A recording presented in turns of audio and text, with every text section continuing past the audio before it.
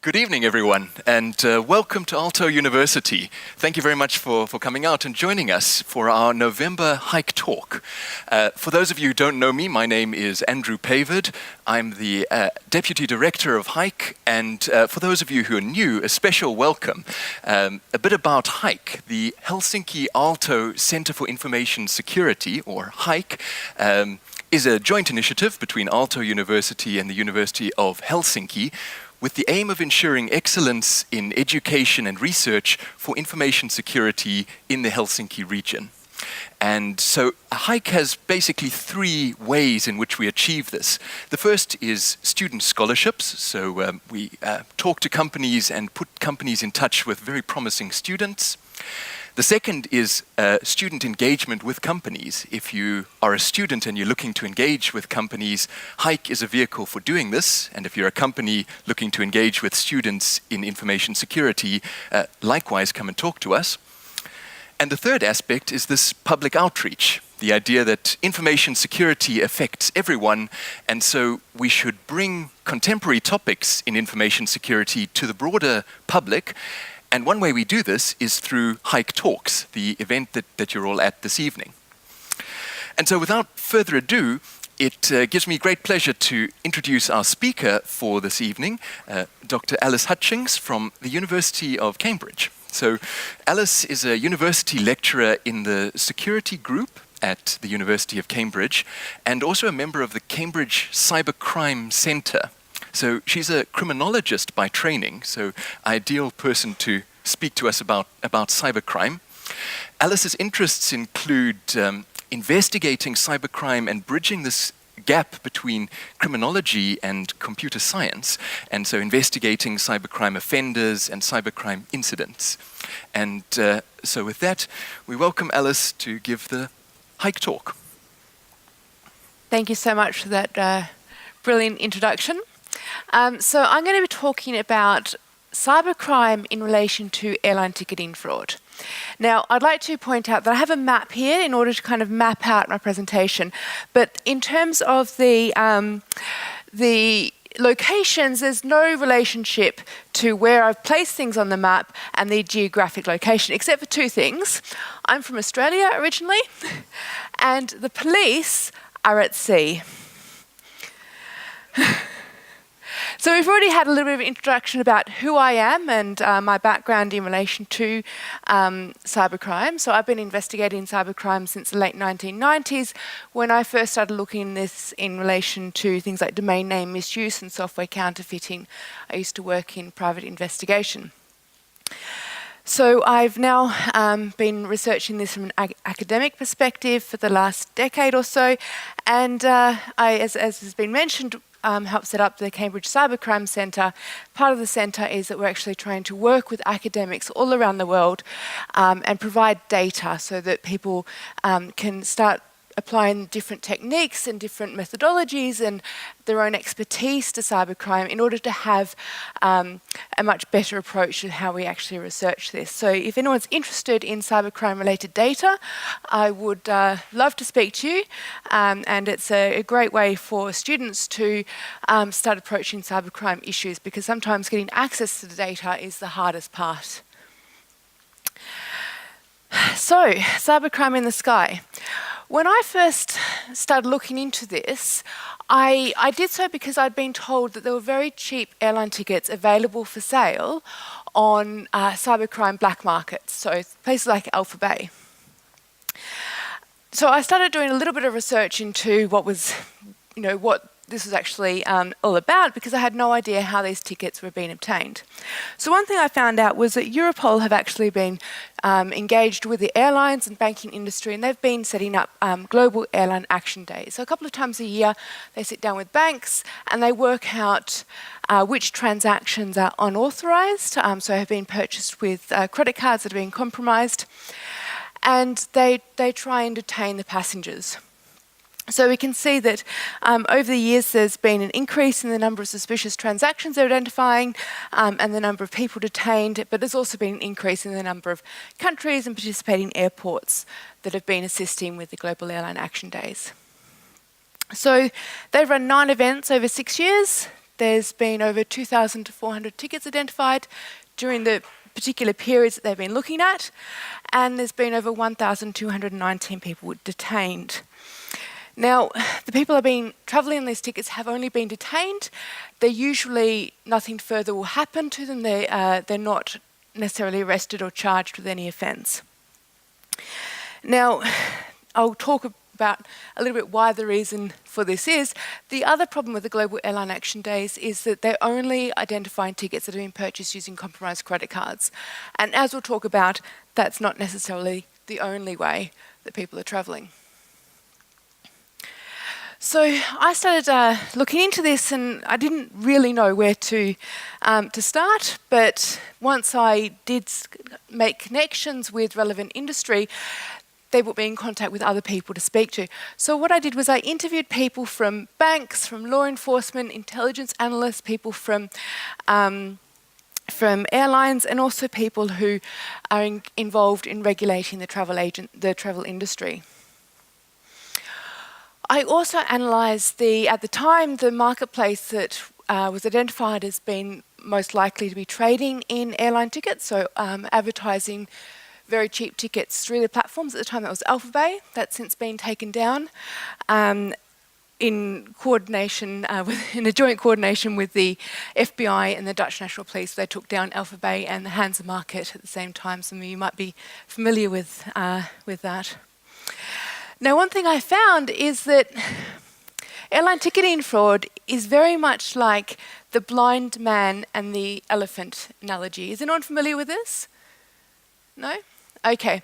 So if you ask a group of blind men what an elephant looks like, and they have a feel and describe it to you, some people are going to describe the tusks, some people the ears, some people the trunk, some people the legs, some people the tail, and it's going to be a different story for each person that you speak to. So nobody really knew what the entire elephant looked at. And that's really what I tried to do. I tried to fill in the gaps and understand what this whole economy surrounding airline ticketing fraud actually involved. So the first thing that really surprised me is who is actually travelling on these tickets. Broadly, you can classify them into two different categories. There's complicit travellers who are aware that the tickets that they're travelling on have been obtained fraudulently. But you also have victim travellers. Now, victim travellers are unaware of the fraudulent nature of the ticket. This causes a huge amount of problems when trying to address airline ticketing fraud. So I say identification here. There's actually two issues with identification. One of them is, how do you identify who is a complicit traveller and who is a victim traveller? If you are a complicit traveller, all you have to do is claim to be a victim traveller, and you're not going to actually charge or prosecute somebody who's actually a victim. So that's why we see that a lot of the police investigations into this matter, a lot of the times that they detain passengers, in terms of the criminal justice system, there's not very much that they can do. Now, the other reason I have identification, I actually have a picture of a passport there, is that when I was first looking into this, I thought, well, of course they're going to be travelling on identification that's, stolen or fraudulent. Why would you travel on a dodgy ticket and use your own identification? Well, why would you travel on a dodgy ticket and use a dodgy passport and claim that you're a victim? It's just not going to happen, right? If you claim that you're a victim, but you're travelling on a passport that's not yours, then it's not going to lead any credence to your claim, and so you're actually more likely to get detected, and it's more likely that something bad is going to happen to you as a result. Now, we can also look at why people are travelling, so the links to other crime types. So one of them is human smuggling and human trafficking. So smuggling maybe for illegal immigration purposes, but also quite concerning for trafficking is generally for exploitation. So you can have labour exploitation, but also there's a big link between airline ticketing fraud and people being moved around for sexual exploitation as well. Theft is another problem. So people travelling to airports or to neighbouring cities in order to pick pockets or steal from duty-free stores, and then it's just a matter of jumping onto the next plane, going to another city, another airport, doing the same thing, and occasionally you meet up with drops and they can take away your what you've been able to steal, and you continue moving around this way. There's been rings of people who are engaged in this. You can smuggle cash and other contraband, things like drugs, tobacco and so on. And facilitating money laundering. This is really, really interesting. So money laundering actually enables a lot of other crime to occur because it's a matter of being able to kind of hide the money and to monetize the activity that you're engaged in. So money laundering is a crime facilitator. In order to actually engage in money laundering, though, you need to have networks of bank accounts and so on in order to obfuscate the trail of money. Now, one way that you can do that is send what's called a mule on a very cheap airline ticket, free for the person who's actually obtaining it, and they can go and set up bank accounts overseas. And that's one activity that's been linked to these tickets. Now, credit card fraud can be used to obtain the tickets, but also you can use the tickets to facilitate credit card fraud. So again, travelling to airports or cities in order to use compromised cards or cloned cards, and also to insert skimmers and obtain more compromised details. So that's some of the crime types that we know have been linked to fraudulently obtained airline tickets. Now, the next thing I was interested in was how the travellers, those who are travelling on the tickets, actually obtain them. Now, there is a difference between those who are travelling on the tickets and those who actually organise the tickets themselves. So here we're just looking at the person who is travelling. One way you can get tickets is through online black markets. Now, people who are purchasing tickets through sites such as Alpha Bay really should be aware that it's fraudulent. Often they're hosted as hidden services on anonymity networks such as Tor. There's advertisements, there's buyer feedback, there's often reputation systems. You can kind of trust that the transaction is going to go through because there's an escrow service offered so that you can get your money back if there's any problem. And they often accept alternative currencies such as Bitcoin or Monero. Now, this is a condensed example advertisement. It was very verbose, but this was a great example because it kind of took you through some of the details about how they actually organise it. So it says, we are a team of professionals in the travel industry. Now, all the typos that they had in there, I just copied them over. And they've been in business for over 2 years, and they have resellers all over the globe. They have great and affordable experiences with worldwide flights and hotels at 25% of retail value. Our customers' safety and satisfaction is our #1 priority. No legal risks involved. Our services are not carded, so they haven't been purchased with compromised credit cards. How to book with us?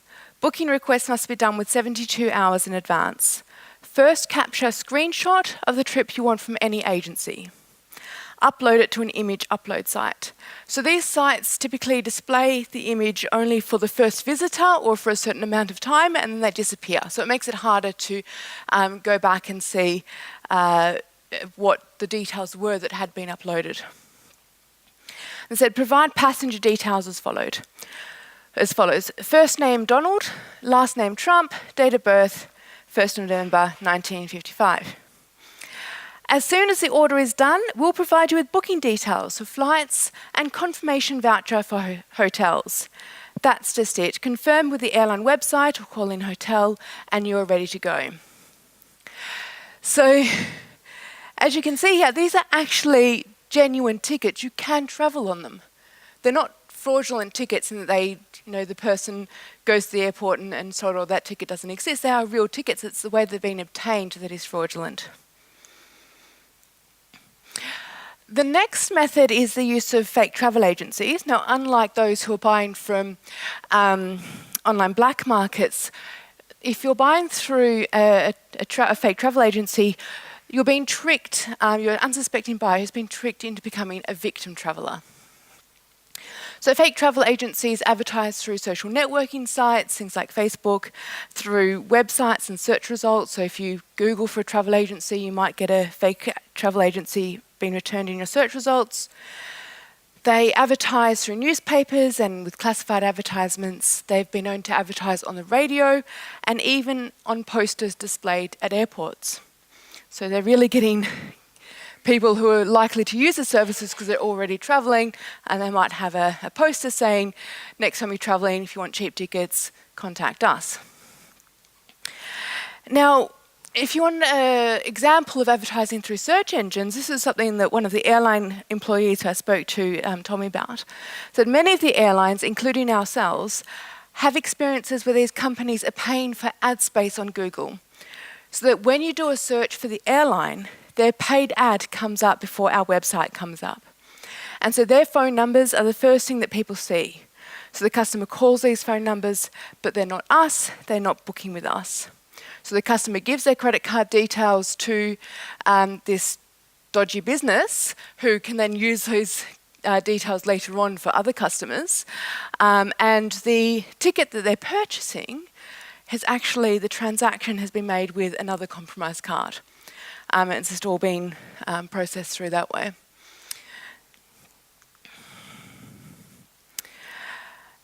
The next way that you can obtain tickets is through insiders who are working within legitimate travel agencies and airlines. So this is different from the fake travel agency in that it is a real registered, accredited travel agency, but you have somebody who's working on the inside, so an employee. So one of the travel industry bodies was telling me about this, so they regulate the travel industry and they are able to kind of find out when things like this are happening. They said they do get rogue employees who are on the side taking in cash from customers and then inserting compromised cards to pay for the tickets. And that's definitely always a concern. So people operating maybe in storefront travel agencies, pocketing the cash and maybe even using the ticket of somebody that they've previously, so the card details of somebody they've previously organised travel for. You can also get tickets through word of mouth. And this happens through a variety of different ways, through close-knit, trusted communities and informal networks, somebody who knows a person who can get you cheap tickets, or it can be very opportunistic chance meetings. And I can give you an example of the kind of dichotomy here. So the first one, an airline employee was telling me about tickets being sold in communities. So passengers who have been interviewed say they got their tickets through their church. And this is a very trusted type of environment. You don't necessarily want to get your mate or your friend in trouble, but they've been out saying, oh, you know, if you need to travel, I can get you a cheap ticket.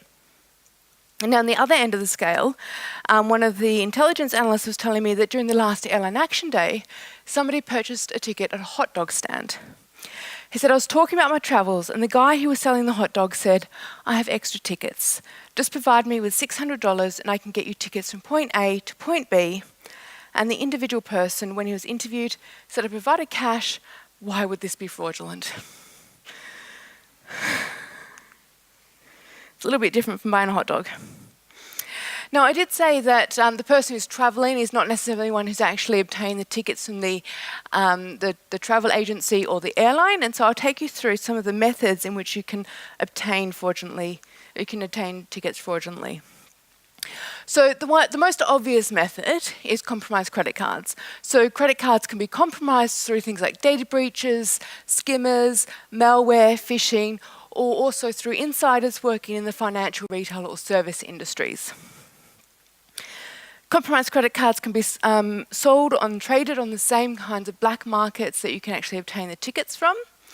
And it is the most versatile method, so there's different ways that you can use compromised credit cards, but it's also the most obvious method and also the most likely to be detected and cancelled. So as a result, as fraud detection systems have improved, offenders have diversified and displaced to new methods.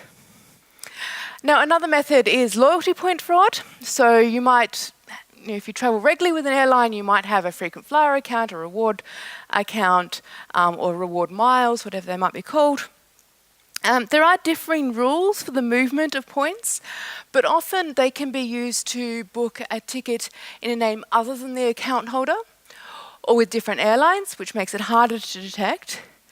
And you can also change sometimes the name of the account. So of course this makes sense. People get married, they change the name, so you can change the account name as well.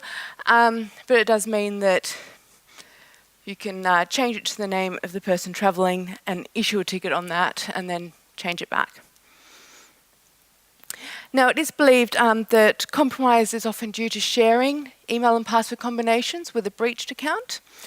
And the reason this is believed is because the airlines can see the automated testing of compromised account details on their systems using account checkers.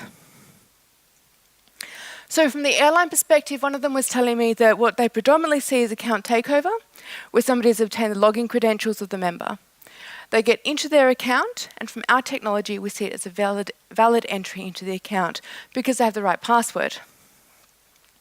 And then while they're in the account, they'll change the email, and in some cases also the physical address and phone number on the account, and they'll start to redeem the points and deplete the account. The next method is unauthorized access to the global distribution systems. So these are the systems that are used by travel agencies to book tickets with airlines. The most common ones are Amadeus, Sabre, and Travelport. Now, for 6 years, there was a group based on the Ivory Coast who were sending phishing emails to travel agencies in order to get their credentials for access to their GDS. The travel agencies were subsequently invoiced for the travel that was booked on these systems, and some of them have gone out of business because they couldn't pay back the airlines for the travel. There have been a number of arrests for this particular group. In fact, the last one was sentenced last year, I think, in the US. But there are indications that the use of this method is ongoing. Indeed, we did find indications of advertisement for access to Amadeus on Alpha Bay. So this person says, soon we'll have hacked Amadeus logins, but we'll list this when ready. Somebody said, care how you elaborate, how you're going to use them, and the response was to book tickets. The next method is compromised business accounts. So much legitimate travel is for business purposes. And there's different ways that businesses tend to organise airline tickets for employees. So they can have a corporate account with a travel agency. Some travel agencies only deal with business clients. And you can also have internal travel agencies for large organisations who kind of organise their own travel. They have their own access to a GDS, for example. So the fraudster has some options here. They can compromise the corporation, or they can compromise the travel agent. So one of these is known as business email compromise. It doesn't necessarily mean that you compromise the business email address, but you can do that as well. But you pose as somebody from a corporation. So one of the travel industry employees is telling me they have a corporate booking scheme. There's various types. One is the fraudster will pose as a corporate client.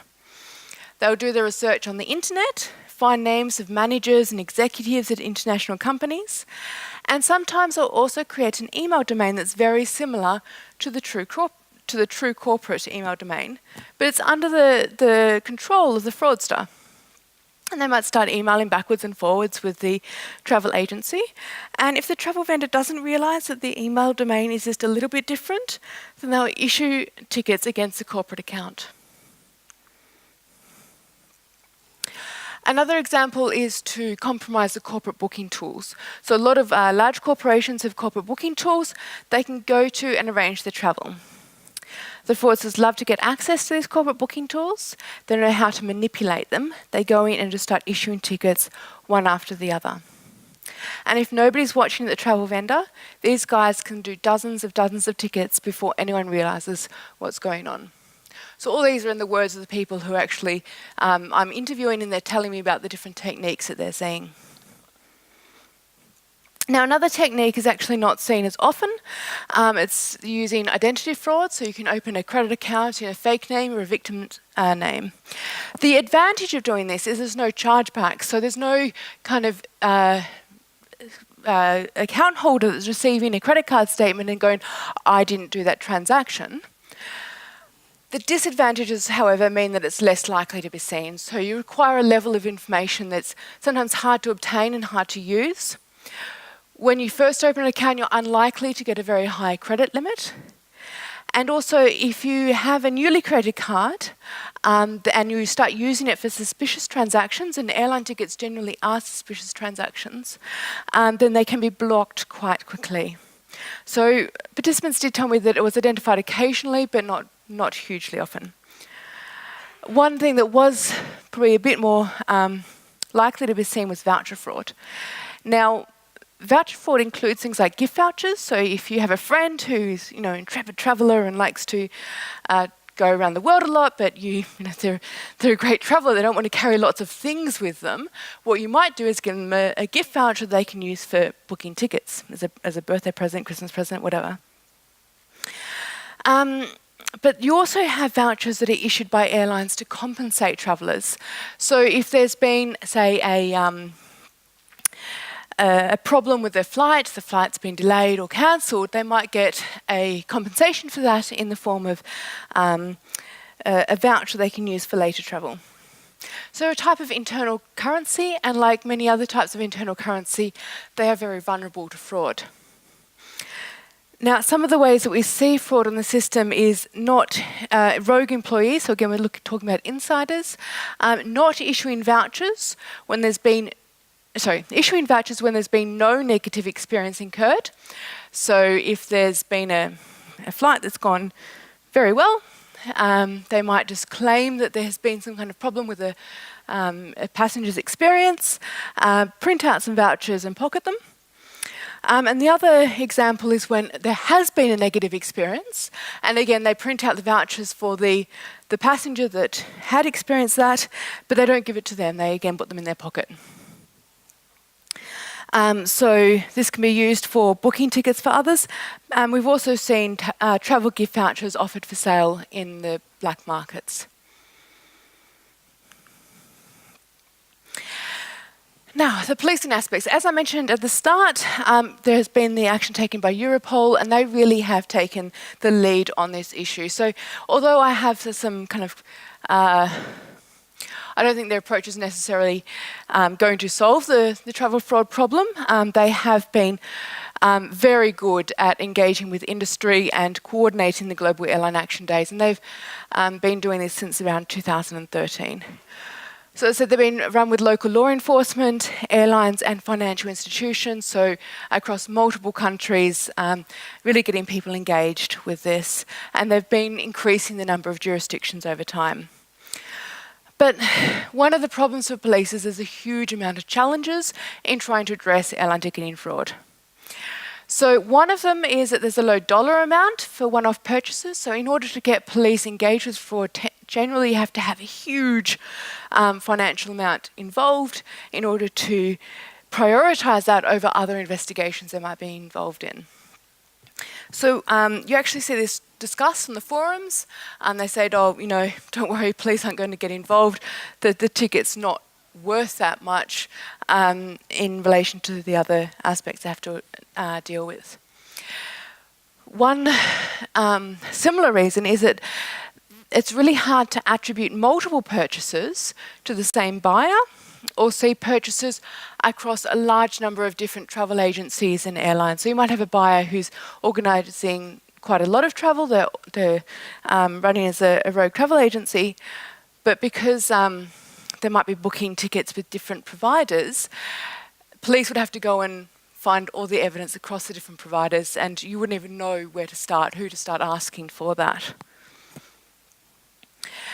Generally, fraud is often seen not as a priority for law enforcement, and particularly when there's complex international issues.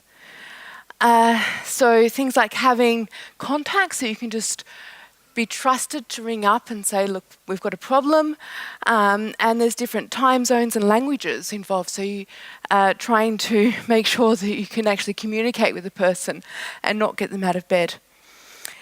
It's truly a global crime, and as a result we have more barriers than other types of crimes. One of these is the cases are not local. So you could have an international traveller on country A arriving on an airline that's from country B. The financial institution, so where the credit card or whatever was obtained from, could be from country C, and the police officer is in country D, where the plane is actually arriving into. So this makes it really, really difficult for the police officer to actually know what's going on, who they need to speak to, and how to actually get an investigation off the ground. There can be local jurisdictional issues. So in some cases, the police at airports have no jurisdiction over fraud matters. And if they do, they might not have any awareness about travel fraud, or the things I've been speaking about how tickets have been obtained. How do you ask questions to identify if somebody is a complicit traveller or a victim traveller? And again, that is one of the problems with actually being able to charge the people that are travelling. And in some cases, from what I've been told, in some jurisdictions, police can't charge people for credit card fraud if they're not in physical possession of the compromised card, even if it's a card not present payment transaction, and they're never in physical possession of the card, which to me just seems quite bizarre.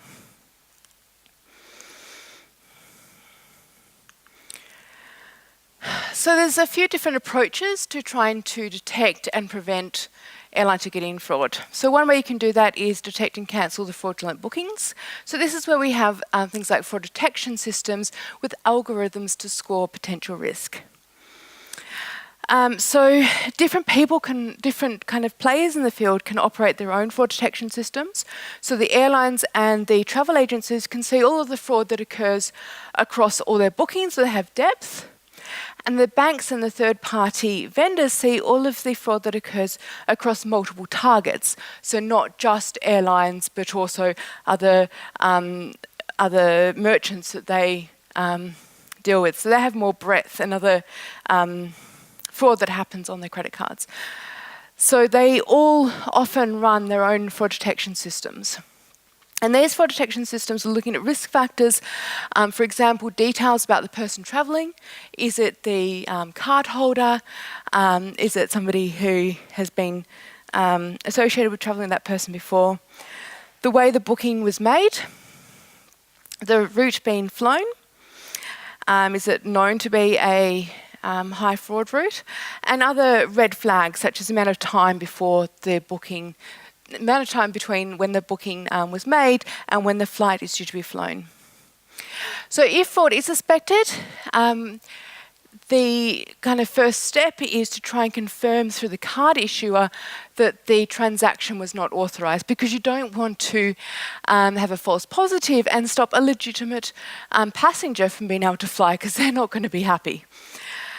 So if you get confirmation that there's fraud, or if there's significant doubt, you can cancel that transaction or request another payment method, or you can get law enforcement involved.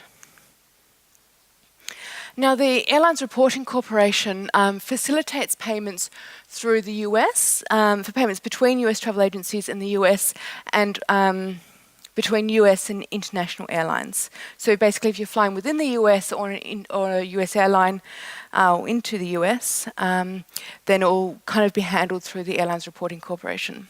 So they have a high volume of data regarding bookings and routes, and they can actually review transactions for high-risk locations, so locations that are associated with large amounts of fraud. They operate what's called a name trap, so they detect repeat travel for those previously known to have flown on fraudulently obtained tickets. Outside the US, there's the International Air Transport Association, who play a similar role to the ARC, but they do not have the infrastructure to operate a similar name trap. Now, a name trap is a form of a blacklist.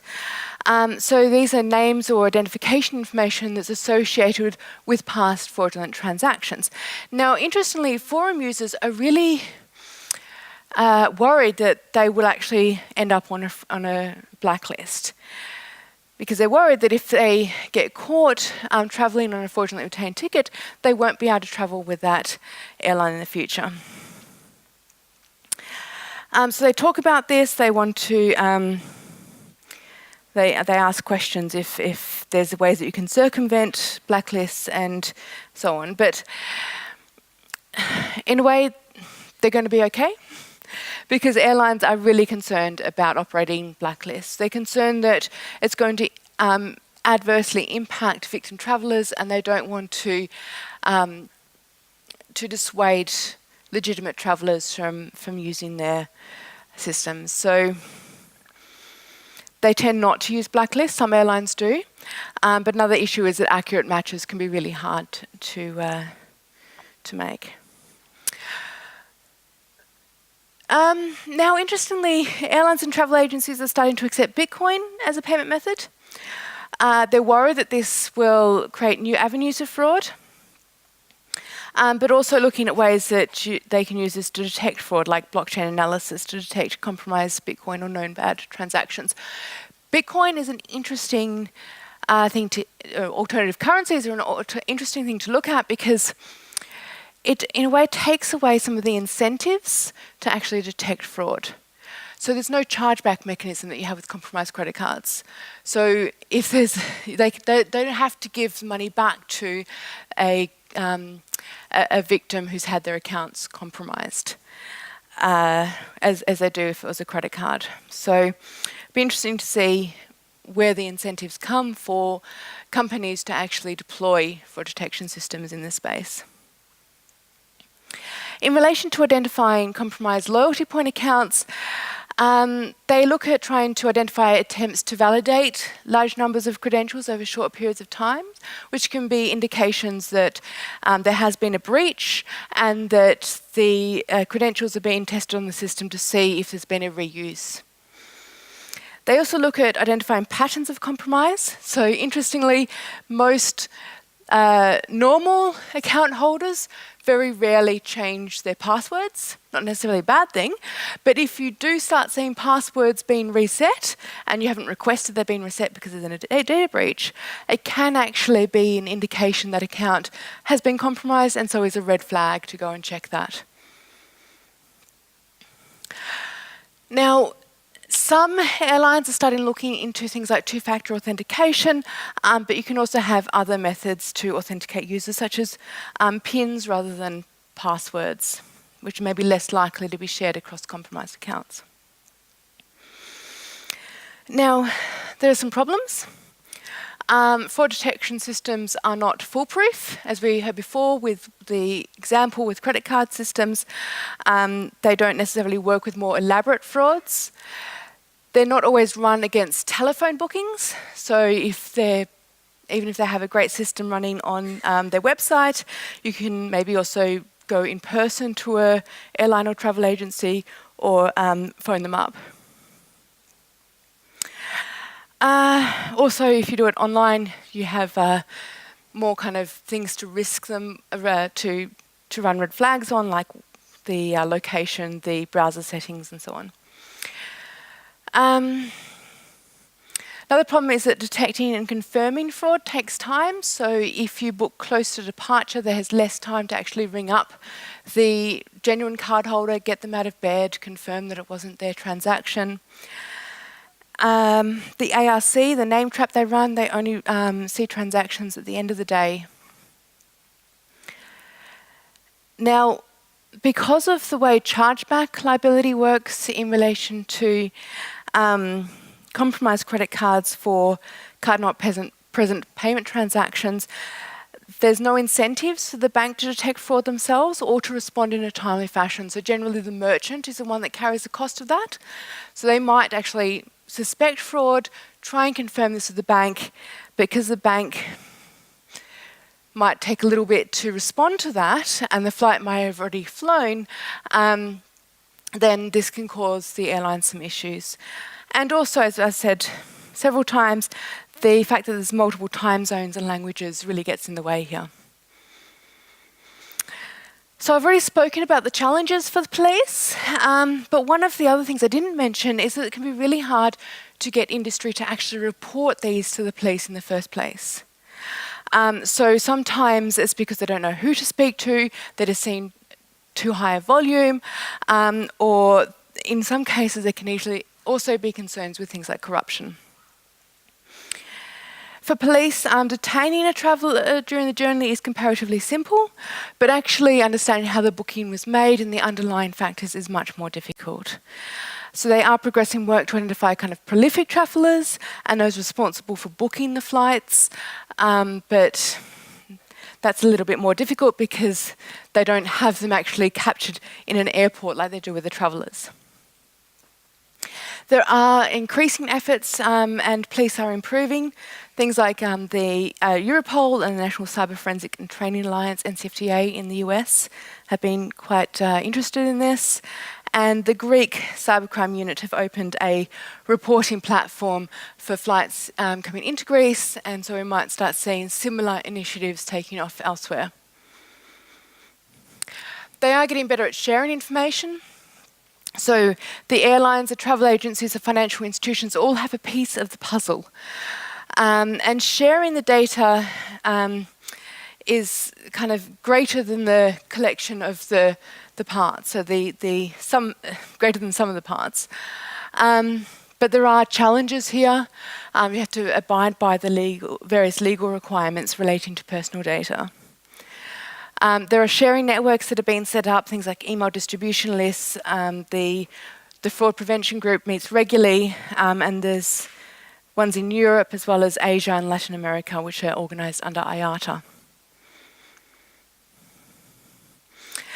Now, I did actually identify some potential alternative interventions and disruption opportunities, and there might be other ways that we can try and address this as well. So some of these initiatives were either not used or were underutilised within the industry itself. And you can kind of look at these as aimed at the actor, so those travelling or booking, and the marketplace, such as places like Alpha Bay. So interventions aimed at the act include things like verifying the credit cards by requesting CVVs. Now, apparently 20% of airlines do not do this, but of course it's not foolproof. Ali et al. Found that you can actually guess these in as little as 6 seconds. Some suggestions were things like verify when somebody is in a frequent flyer account and trying to change the account details. So for example, if you're trying to change the email address, you might be required to input a verification or authentication code that's sent to a phone, or vice versa. If you're trying to change a phone number, you might be required to confirm it by email. Multi-factor authentication is a possibility for frequent flyer accounts, but there are issues in relation to travellers' needs. So for example, will they have access to mobile phone networks? What are the roaming charges like? And what are the limitations about what travellers want to carry with them if you're talking about physical tokens? Anti-automation methods are actually an interesting way to prevent automated check-in of compromised credentials. So Peacock and Friedman suggested these approaches in relation to identifying the use of compromised credit cards. I think it would be interesting to see if we can use them for compromised accounts as well, such as captures, reputation methods, proof of work problems, and real-time polymorphic web content. So rather than having a bot kind of checking to see if each credential will result in a match, requiring it to be a little bit more difficult to stop the automated checking at least. And also thinking about how you can change the cancellation process to increase the impact. So what you actually find when you look at the black market data is that the tickets that are cancelled immediately before departure create the most amount of conflict on the marketplace. So more likely to result in negative reputation for the seller, complaints about escrow, and this is particularly because the traveller can't necessarily make alternative arrangements if they need to be placed at a particular time. And also they get a bit more of a scare. They're actually at the airport trying to board a flight and they get told, sorry, there's a problem with your ticket. So rather than having it cancelled and them being aware that it's been cancelled before they actually turn up at the airport. In relation to interventions that are aimed at the actor, we believe there's a small number of actors that are responsible for the majority of fraudulent sales. So there's opportunities for law enforcement to have a disproportionately large effect by targeting those rather than the travellers. In relation to black markets, you could try and lemonise the market, so make it more risky for those engaging in that by and increasing the effort and cost and reducing the expected benefits of being able to get a cheap flight, things like libel and slander attacks, and also highlighting the dangers of travelling on tickets that are being obtained this way. So why would you travel on a dodgy ticket? Why would you give the travel agency your passport details when they're clearly untrustworthy? I do suggest that airlines start looking at blacklisting policies, at least for when they've had repeated detections for people travelling these tickets, and that should be regardless of the legality of later bookings. So even if they later book with non-fraudulent ways, they still shouldn't be allowed to fly. You're not welcome with our airline. There are corruption concerns, so tip-offs, maybe being told when there's going to be an action, or also opportunistically taking bribes when they identify somebody who's travelling these tickets. As a concern, I'm not aware of evidence, but it would be very hard to get evidence about this type of thing. So having some kind of law enforcement anti-corruption initiatives may be of use more generally as well for other crime types. In relation to insiders, you can restrict their ability to issue tickets or issuing internal currencies, things like the vouchers, systems to detect misuse, and also background checks. So one of the problems with insiders is they may not necessarily be reported to police if they're engaged in fraud, but they might just be given the sack, fired, internal dispute resolution, and then they may go on to another agency and do the same thing over again. And then also looking at trying to reduce the demand for cheap tickets. So what are the global inequalities and mistreatment of people, things like labour and sexual exploitation that mean that people are being transported in these ways, and also looking at legitimate ways of seeking refuge rather than travelling to seek asylum. But these, I do recognise, require political will, and at the moment that can be in short supply.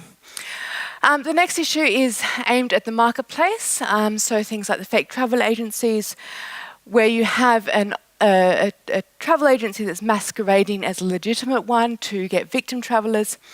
You could look at website takedowns, so suspending the domain name or having the hosting provider remove the site. So that's fair enough if you have somebody that's trying to rip off your own brand. If you are Sunshine Travel and somebody sets up a fake Sunshine Travel, you can say, that's not me, they're pretending to be me. Can you have the site taken down? But what if it's a completely different brand? What if there's no legitimate brand that's been masqueraded as?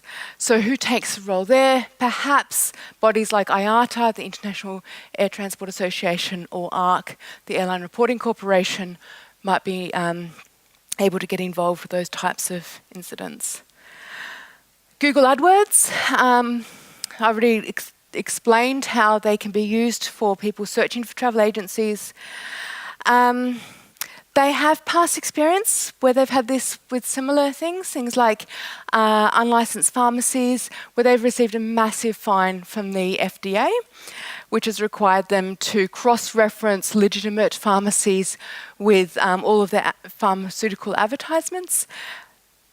Now, guess what? Travel agencies are a registered industry. They could also cross-reference those advertising travel services against the IATA and ARC registration lists. But unlike for the FDA, they're not getting big fines in this space. So they have the capability, but not the incentive.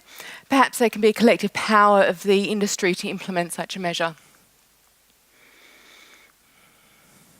So I would like to thank my participants.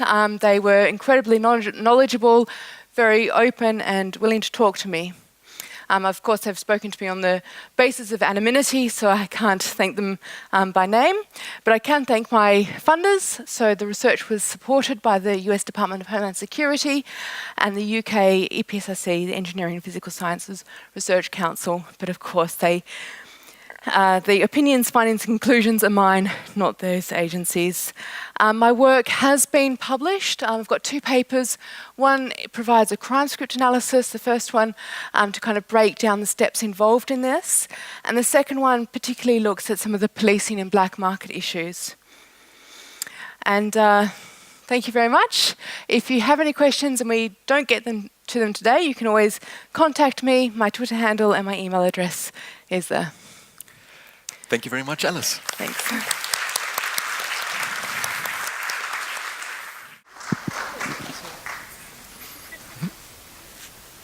Okay, so before we close, I have one announcement. So this is the 5th time, I think this is the 5th HAIC talk since we started. We only started at the beginning of this year, and the response has been tremendous. We have had a good number of people attending every talk, and it's gratifying to see even on a Friday evening, several of you turned up. The credit for organizing such successful talks go to Andrew. Andrew is our deputy director who has been tasked with setting up this initiative of public outreach, and Nina, who has helped Andrew in organizing every one of these events. But the job of a university, unlike in a company where the HR worries about retention, the job of a university is not retention, right? The job of a university is to train people and send them out into society. Andrew is no exception, so we have trained Andrew, and Andrew is going to be leaving in a week and joining Microsoft Research. So first of all, let me thank Andrew. You have done an excellent job, so come here and take a bow. Thanks. Thank you very much. Thank you. Thanks. But the university is set up such that when people leave, things don't come to a standstill. So we will be continuing these HAIC talks, and we will have a new deputy director, Mohit Sethi, Dr. Mohit Sethi, who works both at Aalto University and at Ericsson, and he will be taking over from Andrew as the head of HAIC Public Outreach Program. Unfortunately, Mohit is not here today. He's attending an IETF meeting where he's regular. But from the next HAIC talk onwards, it'll be Mohit who would be introducing our esteemed speakers to you. So thank you all for coming. And I hope there is still something. There might still be some coffee outside, but I think Alice will be here for a few minutes if you want to talk to her or ask some question that you didn't want to ask on record. Thank you and have a good evening.